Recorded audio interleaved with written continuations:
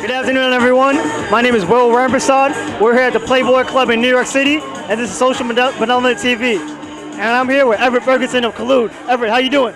I'm great, man. How you? I'm doing good. So, Everett, we're here at the Playboy Club. What does that feel like to be able to host your own event like this? Oh, man, it's amazing. Like, the vibe is great. The atmosphere is awesome. I mean, everything about it is just on point. So for people who haven't seen our last episode, tell them more about Collude. Well, Collude is a brand about creating. You know, we're all about bringing creatives together, creating an atmosphere where we're no longer crabs in the barrel, but we're working together to create in New York City. New York is a hard market. It's a hard place to be. The statement is always, if you can make it here, you can make it anywhere. Well, we want to help each other make it. That's the biggest goal. We can make a collective of people who want to work together, want to create together. Like, we can take over New York City, and that's our goal for Collude. And what was the creative aspect behind Collude and putting that together?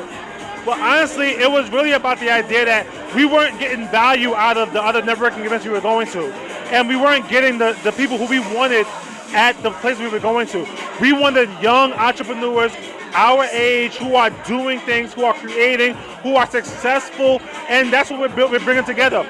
All the people in this room have something to offer each other, and that's what we loved about Collude. That's what we're bringing together. I really appreciate that you said that about giving back and offering opportunities to the youth, because coming out of college, those are things that people do look for, having a dynamic business just like this. What are some ways that you guys look to give back to the youth and to college graduates and people from urban areas? That's actually interesting. We actually were talking to a few companies that work with college students, and we were saying we wanted to start bringing some of our events to the colleges.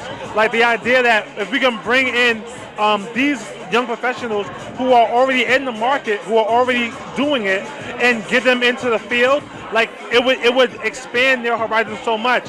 Colleges don't teach you these things. Colleges don't teach you how to network. This is what Collude is for. That's what it's about. Bringing together people and getting them to expand their network through a way of creation and collaboration. So yeah, young people are what we're trying to lean towards. And what are some of the workshops that you hope to bring to colleges and universities? Well, we just been doing a posture event, which help you build on your posture while you're being an entrepreneur. We did a confidence event for entrepreneurs, because although you're an entrepreneur, everybody thinks, oh, we're entrepreneurs, so you're already out there. I'm already confident. That's not true. Some entrepreneurs are there and they go, I don't know, I can't get out there. I can't talk to people. So we're bringing confidence events to people. I'll be doing a dancing. And the reason why is because if you can start dancing with somebody who you don't know, it can bring you to do so much more, and you can talk because now you've moved together. So now collude together, create together. That's the whole idea. That's what we want them to do. So from hearing you speak so passionately about Collude, it seems like you guys are pivoting more to more of a creative field. Are there any future projects that you guys are working on? Well, honestly, the next thing that we're actually working on is music.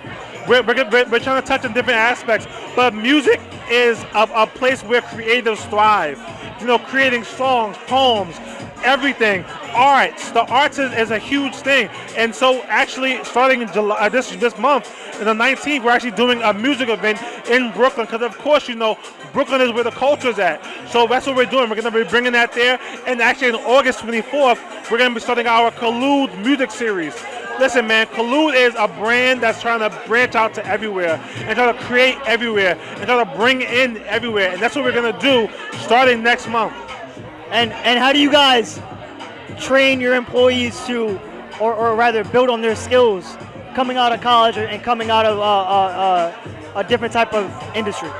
Well, what we're doing is we're forcing our people who work with us to talk to everybody. Like, I know it's a scary idea, but the idea of talking to people, that's half the battle. Once you can get into the conversation, it's a million possibilities. So we're actually taking, like, we have an intern who we actually take them, we go with him, and we go, listen, you gotta talk to that person. You gotta talk to this person. Try to get this person, and try to introduce that person. We're constantly trying to create them and mold the person into being more open and more social, so that they can create more and they can create more. Once you do that, like I said, a million possibilities. And are you guys looking to branch out into other places across the state? Honestly, we've been approached about that, but New York is the first place to conquer. I tell people all the time, this is Rome. This is a place where you build. If you build here, you make it here, you make it everywhere. You tell somebody that I made it in New York first, your doors are open like crazy. So New York is the first market. We're gonna take over here after New York. Then we're gonna start branching out. We're gonna bring Collude worldwide. And Everett, how can people find more about Collude on social media? Well, you can reach us on Instagram, on Facebook. It's Collude_HQ, and you can find us on all social media platforms. You know, so Facebook, Instagram. So we're everywhere. So if you were looking for us, you can find us. Trust me. Everett, it's honestly a pleasure talking to you. Thank you for your time. Listen, man, thanks for being here. We appreciate you guys. And we're out.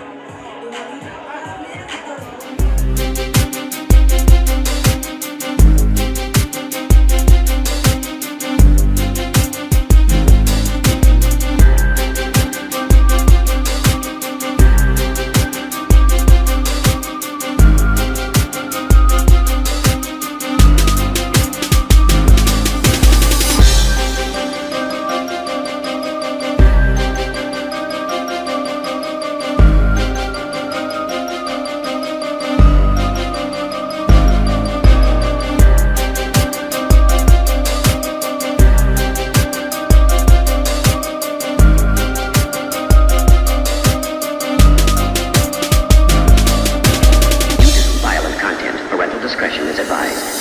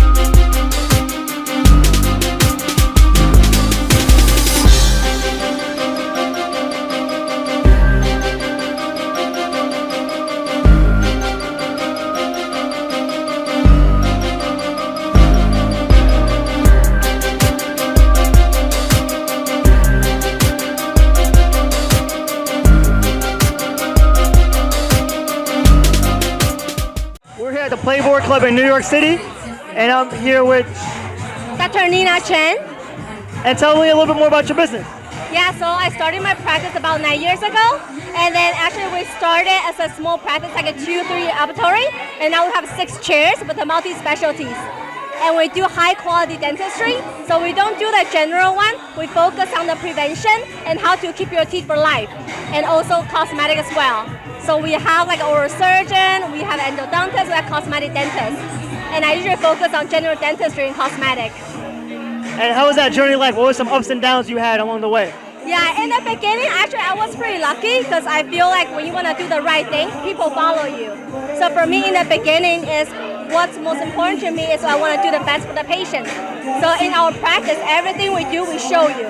We show, and even though we do one filling on the tooth, we show you before and the middle and after. And we teach you how to take care of it, and hopefully you'll never get cavity on that tooth again. So we focus on prevention, and because of the philosophy we have, we actually quite lucky because most of our patients, they come from referral. We don't market or anything, but they get, no, it's a word of mouth. So far on that part, we're pretty lucky, and the up and downs, I would say it's like, working with a team. Yeah, so sometimes to get a group of really good people together and to get them do what they do the best, that takes a lot of work. Yeah, but we have a group of really good doctors. And how can people find you on social media? So we have our Facebook, it's a Dental Serenity of Manhattan, and also we have Instagram. You can just search Dental Serenity of Manhattan. It was honestly a pleasure talking to you. Thank you so much. You're very welcome. Thank you. And if you call me, I'll give you a free cleaning. Awesome. And we're out.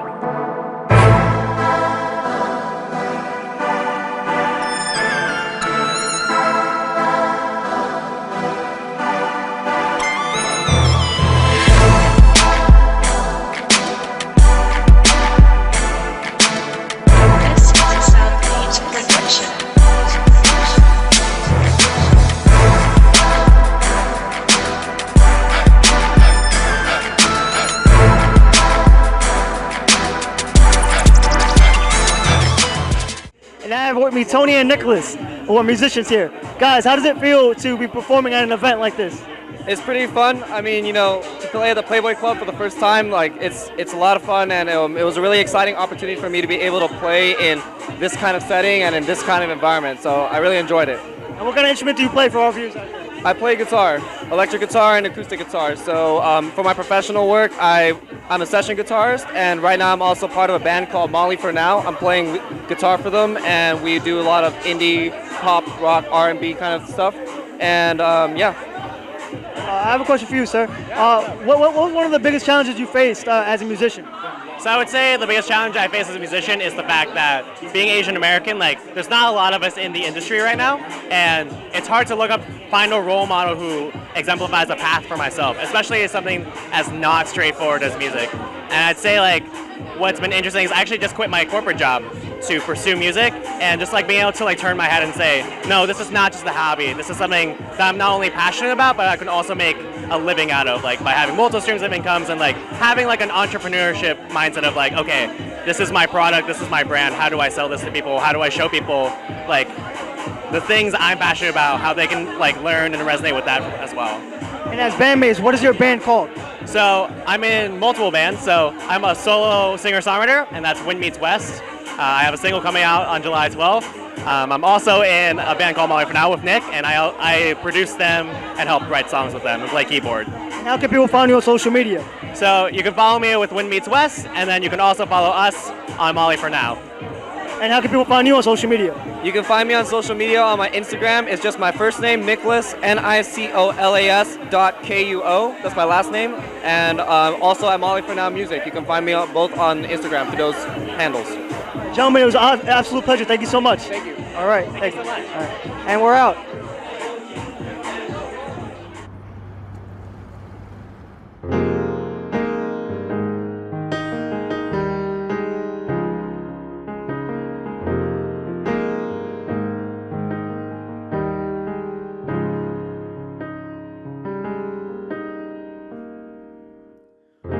You paint some lines on the weekend to erase what was, what you tried, man. How do you try when there's no happy ending? How do you lie when you don't know you're lying? You watch the snow fall on a Monday, trying to think of someone new. You try to forget by last Tuesday when you found your way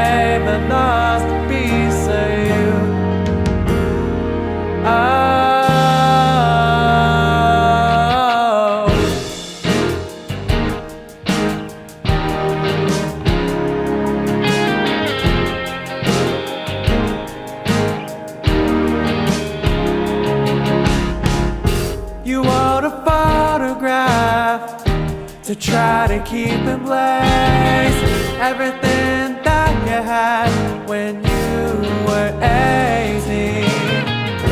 How do you try when it isn't good for you? Or do you lie when they know it's true?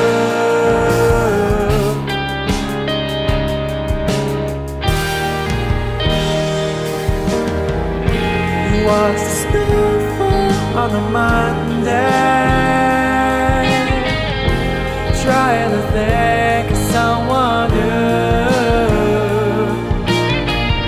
You try to forget about last Tuesday when you found your way but lost a piece of you.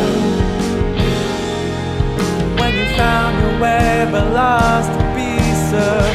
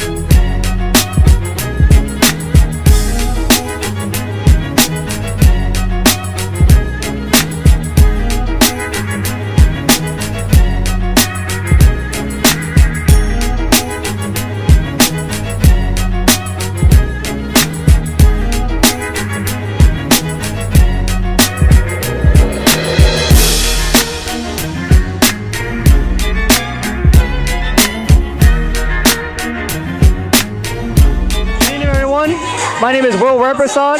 This is Social Benevolent TV, and we're here at the Playboy Club in New York City. And I'm here with Rachel. Rachel, how are you? Hi, I'm great. How are you? I'm good. Thank you for asking. So tell everyone a little bit about your business. I have a public transportation business in Brazil and Rio de Janeiro. And how was that journey like of creating that business? It's great. We really hope to make urban mobility something more accessible and cheaper for all the people. And how can people find you on social media, Rachel? I'm sorry? How can people find you on social media? We have a Twitter account at CCO_VNSAmparo.com, and we have emails and our website. Rachel, thank you so much. Thank you. Thank you.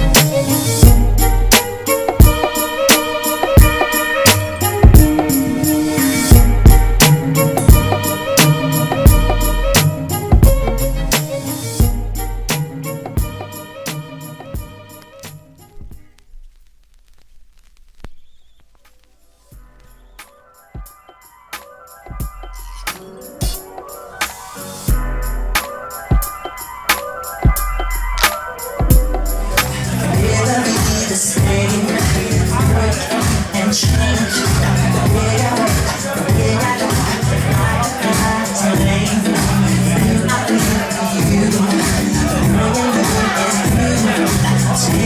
here at the Playboy Club. This is Social Benevolent TV, and I'm here with Derek. Derek, tell everyone a little bit about your business. Hey everybody, Derek Kendall, CEO of Rec Brand. So pretty much Rec Brand is like a depiction of like the 80s, that whole decade, everything that was going on and popular in the 80s, of course. You got video games, you have the graffiti, you have the hip hop element, of course, break dancing, just pretty much the ruggedness of the lifestyle and how it was in the 80s. I have two different logos. I have the graffiti logo, which kind of represents the hip hop culture, the dance nation, and rapping, and pretty much the element of MCing. That's the graffiti logo that you see, of course. And then I have another logo, which is called the Time logo, which kind of represents thoughts, memory, distance of time, nostalgia, and of course, like the music, of course, the music which was a big addition to the 80s. Of course, you have like synthwave and soft rock. So I had two different logos, so look out for those. They're pretty hot. And where did that passion stem from? I'm sorry? And where did that passion come from? Well, the passion came from a realization of who I was and a reflection of what I wanted to represent to the fashion industry. A lot of people sometimes, they like to create a fashion statement to where it's like, it's only limited to a certain type of model, a certain type of group of people. Mine kind of represents the youth. I want to represent the youth, growing up in school, the fun times, the good times, and just pretty much remembering that decade and holding on to a solid memory. So that, for me, coming from heart, that's the best way I could describe Rec Brand. And how can people find you on social media? Social media, y'all can find me at DTruth2484, because I speak nothing but the truth, all the truth. Rec Brand, REKK_brand. That's my business page, if anything, Instagram, and also Facebook. Derek Kendall, DEREK. Don't put two R's, don't put an I and a CK in it, because you won't find me. So that's pretty much me summed up in a nutshell. Derek, it's a pleasure. Thank you so much. Thank you, bro. All right. Thank you. And we're out.